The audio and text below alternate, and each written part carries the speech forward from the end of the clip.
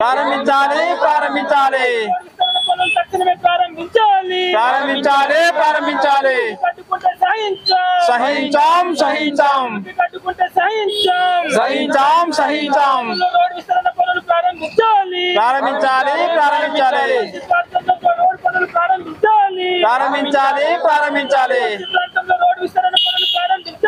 ప్రారంభించాలి ఆదివాసీ ప్రాంతంలో రోడ్లు విస్తరణ చేయాలని చెప్పేసి జిల్లా అధికారులు చాలా హడావుడిగా ఆదేశాలు జారీ చేసినటువంటి పరిస్థితి ఉంది.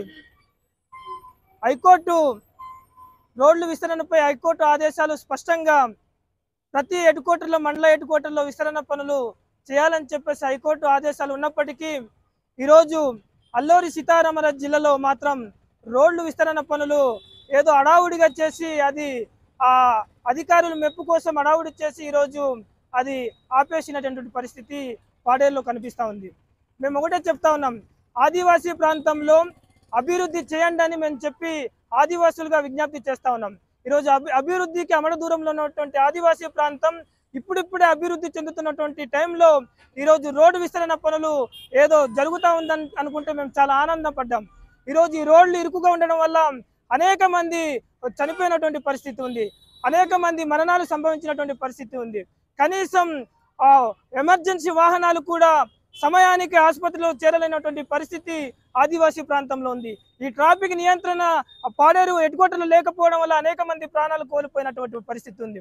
కానీ ఈరోజు పాడేరు హెడ్ క్వార్టర్లో అంత ట్రాఫిక్ ఉన్నా కూడా కనీసం ఈ రోడ్డు విస్తరణ పనులు ఇప్పుడు నేటి వరకు ప్రారంభించకపోవడం చాలా దుర్మార్గం. ఈరోజు జిల్లా స్థాయి అధికారులు చాలా హడావుడిగా రోడ్లు విస్తరణ పనులు చేస్తున్నాం, మీరందరూ కూడా తట్టాబుట్ట సరిచేయాలని చెప్పేసి చాలా హడావుడిగా ఆదేశాలు జారీ చేసినటువంటి పరిస్థితి. కానీ ఈ రోజు దాదాపు 20 రోజులు గడుస్తూ ఉన్నా కూడా ఆ రోడ్డు నిర్మాణ పనులు కనీసం నత్తనాడికి నడిచినటువంటి పరిస్థితి ఉంది. కనీసం ఎక్కడ ఆ రోడ్ ఎక్స్టెన్షన్ ఎక్కడ చేసారో కూడా కనిపించినటువంటి పరిస్థితి ఉంది. అధికారులు వాటికి సమాధానం తక్షణం చెప్పాలని చెప్పేసి ఈ సందర్భంగా డిమాండ్ చేస్తా ఉన్నాం.